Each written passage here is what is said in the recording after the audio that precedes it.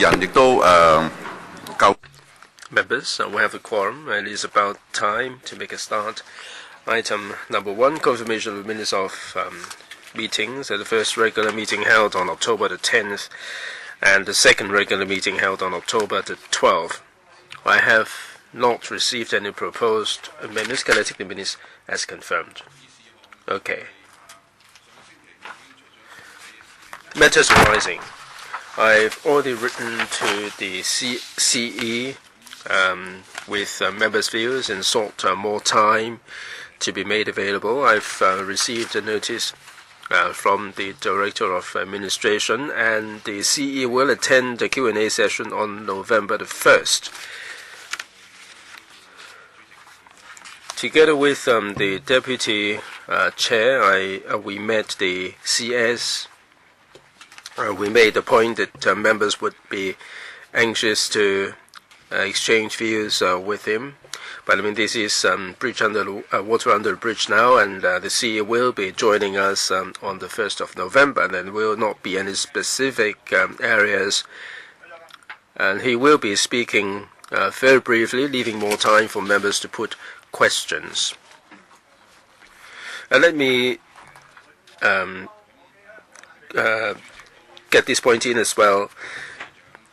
Together with the Deputy Chair, we asked the CS to present to us the legislative program for 2012-13. It was said that the business would be bunched disproportionately together, and we are getting a crushing workload because of the bunching. And the CS said that she is aware of all this, and through the internal monitoring mechanism, she will be instructing the policy bureaus to present the bills to us in accordance with the program. And the program will be made available to us this week. And this morning, we during the preparatory meeting, we haven't received that, but I think it has been made available. There are 14 bills to be presented, 6 for the first half, 8 for the second half. That's it by way of a report. Deputy Chair? No? Ms. Emily Lau. Chairman, when you next meet the CS, I hope that you would let her know that after the CE has delivered an address, there should be time set aside for questions. And he should not just pick a particular rule under the ROP to make an address. If he wants to improve the EXCO-LEGCO relationship, he should stay for questions, because that wouldn't be good for the relationship and public image. I hope that when you next meet the CS, this should be got across.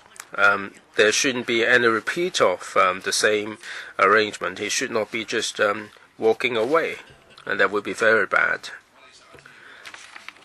Yes, indeed, we made the point last time. If Ms. Emily Lau would like us to bring the point up again, we are only too delighted to do so. What did the CS say? Well, she didn't have any response. She said that a Q&A session has been set up for the 1st of November, and we have received the letter. Well, Chairman, this is quite another thing altogether. I think if an address is delivered in LEGCO, there should be time set aside for questions. I hope that you would get this across. Indeed, I will. I'm sure that the Deputy Chairman would make sure I get the point across. Any further questions? Chairman, missing. Now we're talking about two different things: the Q&A session and an address. If the CE would like to deliver an address on important issues, and we can pass on the issues to the community. I mean, we welcome more addresses from the CE. Yes, indeed, I will pass on all these messages to the government. Mr. Albert Chan. Chairman, we welcome the chief executive's presence here, but if he merely talks and doesn't take any question, he better do it at home, and people might want to listen to him in private. According to some newspaper reports, after the address, he met the media for a briefing, and there were questions and answers during the briefing. So I like to, through the chair, I know that you're getting on a bit. I mean, through your good self, Mr.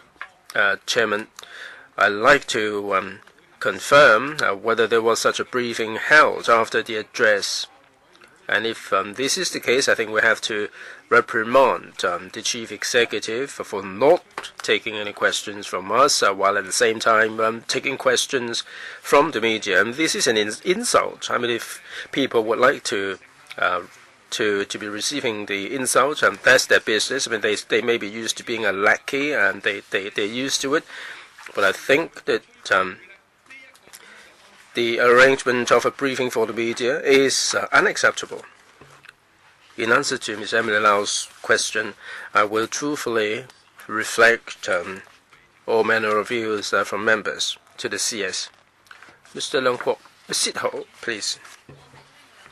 Chairman, I've never heard of any address session.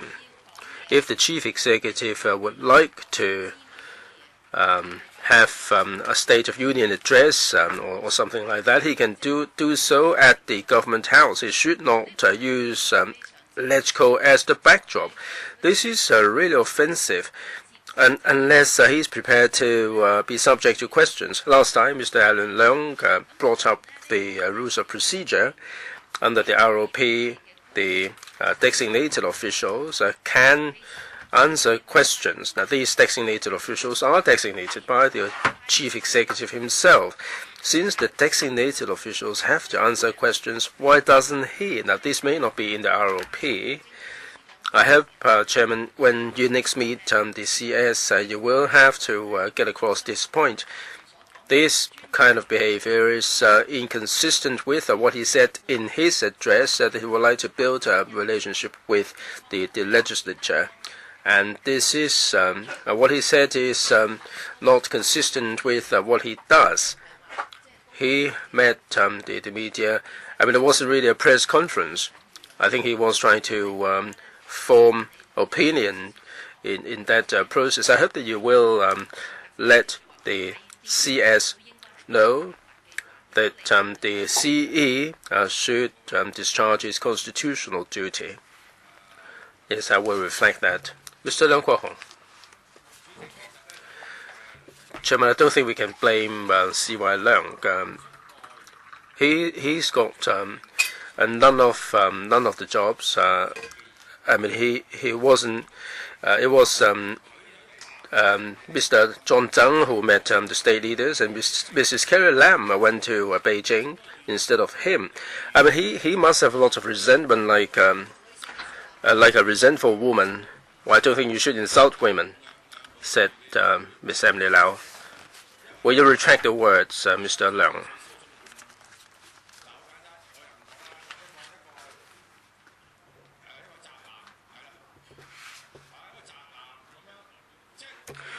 Well, it's like I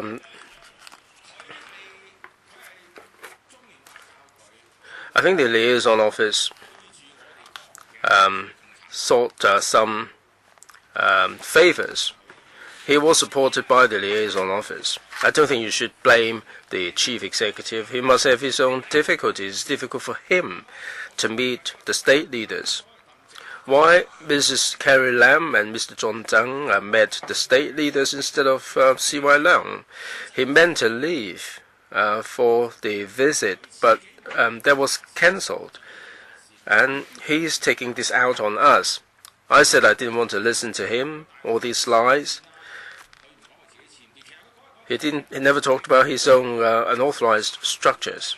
I think he meant his address for those people, liaison officers that is supporting him.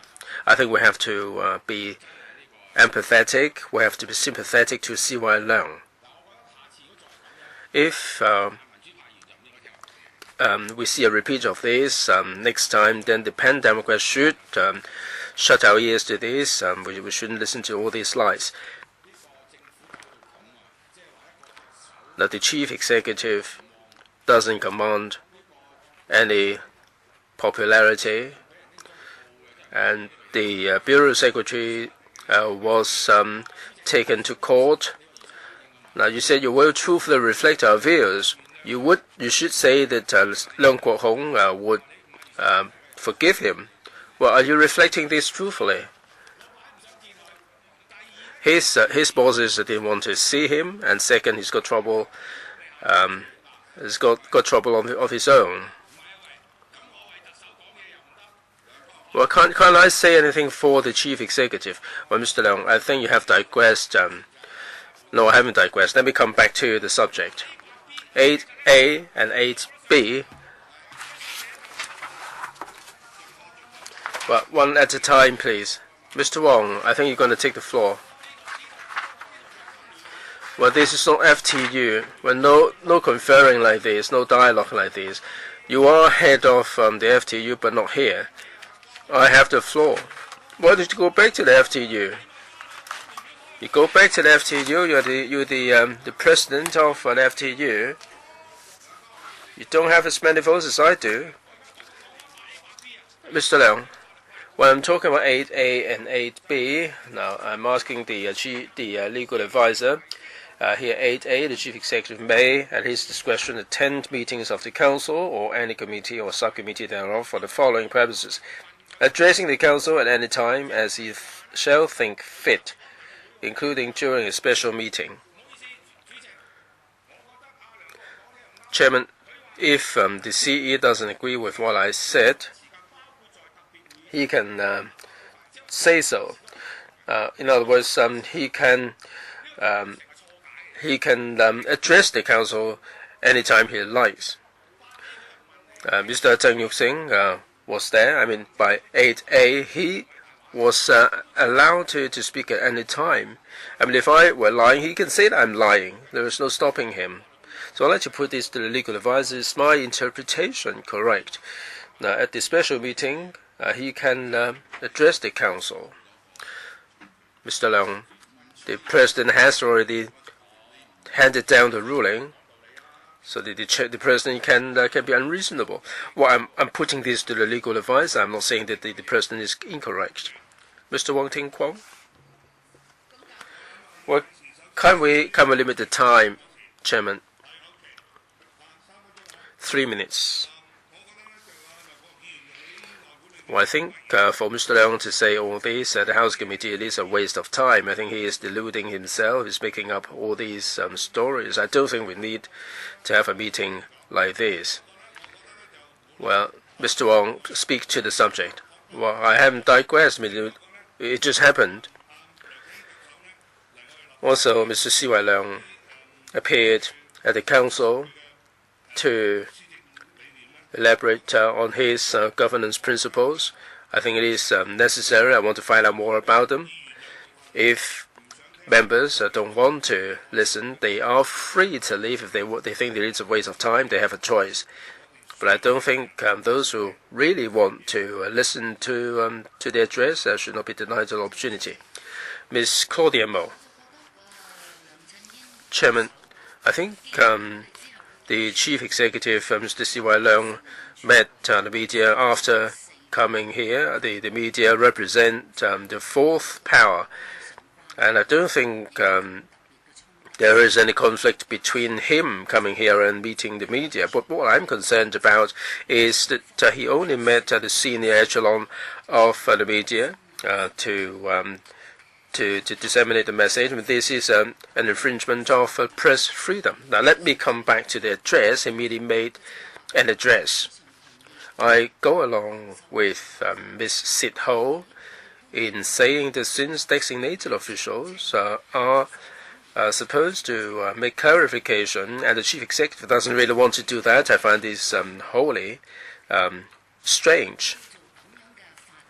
Now, for the chief executive to deliver an address, I think all he can do is just to make a public announcement at RTHK, and this can be broadcast on radio. I don't think the chief executive should waste this kind of time.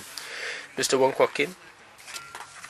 Chairman, I'd also like to clarify this because just now you said that you'll be truthfully reflecting our views to the CS. That should be the individual's views instead of the views of the House as a whole, because not all members share this view. It's just the member who said those, who made those remarks had the views, and if his political party had those views, then he could only speak on behalf of his own political party instead of just, saying this or putting this as the view of the House. Well, the chief executive made an address, and then he would be answering questions on the 1st of November. It's okay to me because we will have more time to digest the whole address, and then we would be able to ask more substantive questions. So to me, this is not a big problem, and there is no need for us to kick up a fuss.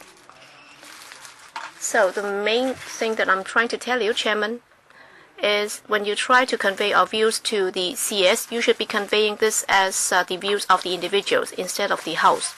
Thank you. Yes, I'll also convey the views of the individual members to the CS. Yes, Mr. Ronnie Tong. Chairman, I think we have to reflect the views of all the members to the CS, and it's not right for us to just convey the majority views to her. I think we are on equal footing, and therefore both the media and us will be responsible for monitoring the performance of the administration, and therefore when he comes to this council, he should answer questions, and if he doesn't do so, then that would also not be right. And under 8ABC, the connectives would be end. So is whether or not it's a conjunctive or disjunctive, there is a gray area here, because if you look at the entire set of rules of procedure, they would use the words or, and they would not be using the word and. Yes, the President made a ruling on that occasion, but then I have to say that Rule 8 in the Rules of Procedure has not been entirely clear, and also if he just gives an address without elucidating certain points, and that's not fair to members, and I think we should review Rule 8 of the Rules of Procedure to see if we should clarify that, and even for 8A, we should delete it altogether, because it's a very trendy thing to amend the Rules of Procedure, and as soon as the Rules of Procedure Committee will be electing the members of the ROP Committee, I think the first thing that we do is to review whether or not we should delete 8A or to revise it. Yes, we will have to be more precise and concise, because we will have to elect the members to the ROP Committee, or else it will not be able to start its work. Yes, Dr. Kwakaki. I hope that all members would respect others' rights to speak. I can see that when Mr. Leung Kwok-hong spoke, other members just engage in an argument with him without doing so via the chairman. That's not correct, because what people or members are entitled to their own views, and it's not right for you to directly confront him, because sometimes when we speak here, we're not just representing ourselves. Well, when the chief executive was here the other day, as you can see from the press reports, well, he didn't bother to spend a little time here answering questions, and that was rather upsetting to the entire community, as we could see from the media, and therefore we are conveying these views through the chairman to the administration. And under 8A, I would also like to put this to the legal advisor. 8A does not prevent the chief executive to do certain things with his own consent. With the agreement of the president, the chief executive can also give consent and answer questions, but then we didn't have a time to exchange such views with the administration. So can we ask for some clarification or interpretation for this? Well, we should ask the president to make a ruling, and if you have any queries about this, or if you want to move an amendment to the Rules of Procedure, we should leave it to the Rules of Procedure Committee. But then if you're continuing like this, then we will not be able to elect the ROP Committee, and we won't be able to do that. Mr. Jeffrey Lam, well, you just said Chairman, that you will be representing or conveying the views of individual members to the administration. I don't think that's right, because you're reflecting the views of the House to the Chief Secretary for Administration. And if individual members have their own views, then they could all write to the CS on their own. There is no need to do so through you, Chairman. Well, you may have different views, and I'll just summarize your views, and I'll try to convey those views to the CS. I won't be naming names. I won't be telling her what specifically are the views of individual members, because it's not possible to come up with a unanimous view of the House unless we put the matters to the vote. But then if you have different views, then I'll just faithfully reflect those to the Chief Secretary. I think it's only right, and there is no, it would be up to her to deal with those views. Chairman, you are really very wise. Mr. Wong Ting Kwong, I couldn't switch off the light. I've already spoken. Yes, Mr. Chen Kam Lam. Thank you, Chairman. I think the most important thing is what's allowed for under the rules of procedure. We all have to observe the rules of procedure, and if members have anything or any doubt about the rules of procedure, or if they do not agree with any rules, then I agree that we should ask the ROP committee to deal with that. But then as regards what the CE did after giving an address in this council, I think it's for him to decide. We should not criticize that. So whoever he sees, it's up to him whether he wants to meet with the media or whatever. It's his own decision. So what power do we have to interfere with his life and how he goes about his business? All right. I'll be meeting with the CS, with the Deputy Chairman, and I'll be conveying your views to her. Next item, business arising from previous council meetings, Legal Service Division report on subsidiary legislation gazetted on the 12th of October 2012 and tabled in the Council on the 17th of October 2012. Legal advisor, please. Thank you, Chairman. Subsidiary legislation gazetted, in the Gazette there are 6 items, and they can be divided into 2 parts. One is Public Health and Municipal Services Ordinance, the designation of libraries in Tin Shui Wai and Lam Tin, and this has nothing to do with major policies. Another group would be under the Legal Practitioners Ordinance. We have a number of rules governing how solicitors manage accounts entrusted to them by their clients. So this specifically refers to accounts entrusted to the solicitors and interest incurred in the bank, and how that should be dealt with, including their professional integrity and how they should deal with such money.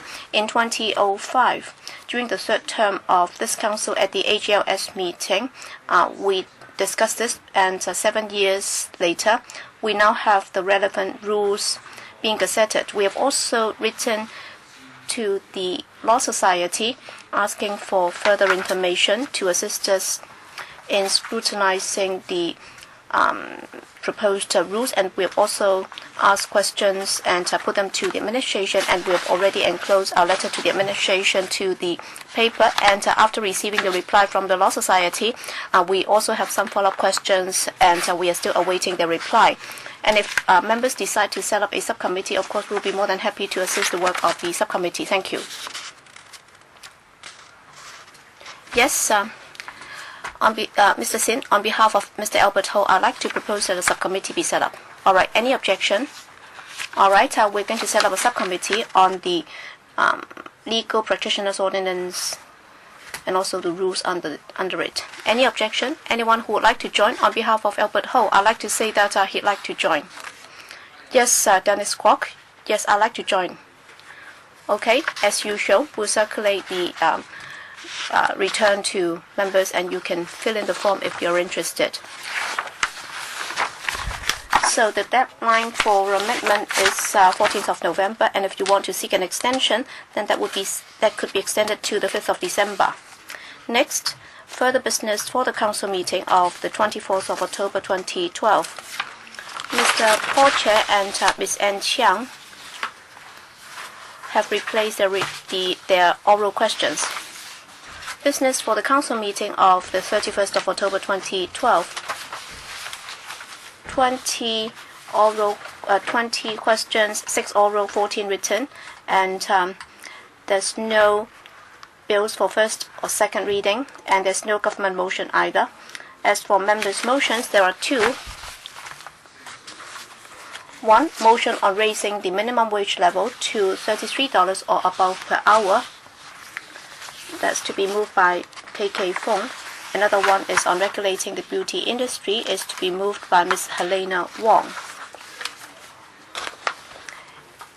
And the deadline for giving notice of amendments will be October the 24th, is a Wednesday. All right, any questions? If not, then the Chief Executive's question and answer session on the 1st of November 2012. Again, as I just said, members are free to put any questions to the Chief Executive. Any questions? If not, then position on bills committees and subcommittees. We have already tabled a paper before members, paper number CB bracket 231/12 to 13. Any questions on that? If not, then nomination and election of members for appointment to the Public Accounts Committee, Committee on Members' Interests, and Committee on Rules of Procedure.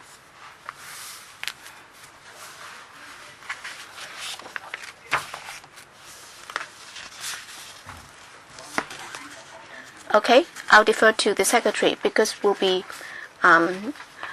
doing that through an electronic device. But because at the last House Committee meeting, members already agree or approve para 3-4 and appendix 4 as set out in paper CB bracket 412/1213 with regard to the nomination and election procedures for appointment to the PAC, the Committee on Members' Interests, and also the Committee on Rules of Procedure. And we will have to have one member making the nomination, and it has to be seconded by another member, and the member being nominated will also have to accept the nomination. And if there is more than one nomination, then we will have to use the electronic device to vote on that. And for the one getting the largest number of votes, he'll be elected. And may I draw members' attention to this? That is the number of votes to the nominees must not exceed the required appointment, and or else the excess votes will not be counted. For example, taking the PAC as an example, we need to appoint 7 members, and therefore members will only be able to cast 3 votes. And if any member casts 8 times, then the 8th vote will not be counted.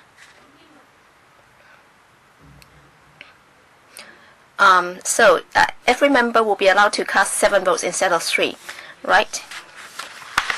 And if there is a tie, then we will have to make use of the device to have another round of votes. And again, if there is a tie between 2 members, then we will have to draw the lots in order to decide which member will be able to join the committee in question.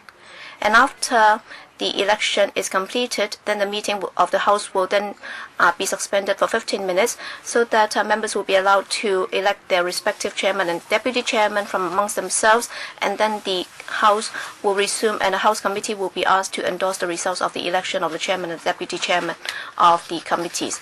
I think you will have to press the present button and also the approval vote. All right, those are the 7 votes that you will have to cast. First of all, let's vote on the PAC, and under Rule 70(2)(3, the House will have to elect 7 members to join the PAC. So nominations, please. Ms. Dari Lee, I'd like to nominate Mr. Gary Chen. Mr. Gary Chen, do you accept the nomination? Yes, I accept. Any seconder? Mr. Wong Ting Kwong. Mr. Ibrahim Sheikh. Mr. Abraham Sheikh, do you accept the nomination? Any seconder? Mr. Tommy Cheung seconds.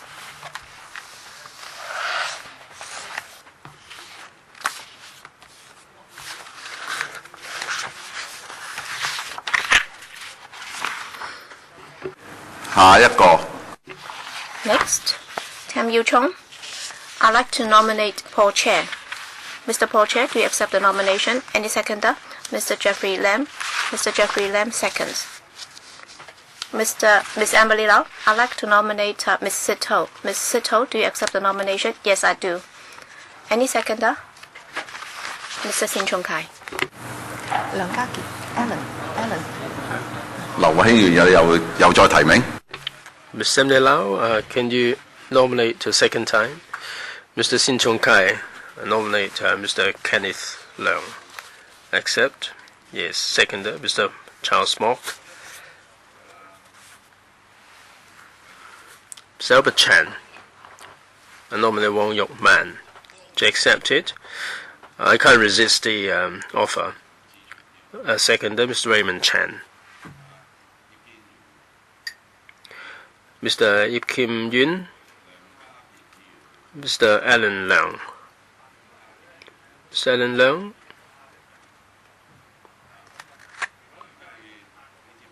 Do you accept the nomination? Yes. Seconder, Ms. Emily Lau seconds. Mr. Low Wai Kwok. Mr. Nominate Mr. Ng Leung Sing, to accept it. Any seconder? Mr. Chen Kam Lam seconds. Any further nominations? Any other nominations? If not, we have 8 nominations.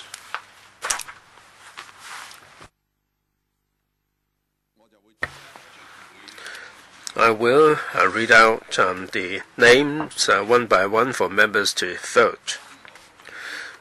When you hear me read out the name you prefer, then you press present and vote yes. If I read out a name that you don't prefer, you don't have to do anything at all. Speaker's not coming through. Shall we take a break for 5 minutes? Alright, let's take a break for 5 minutes.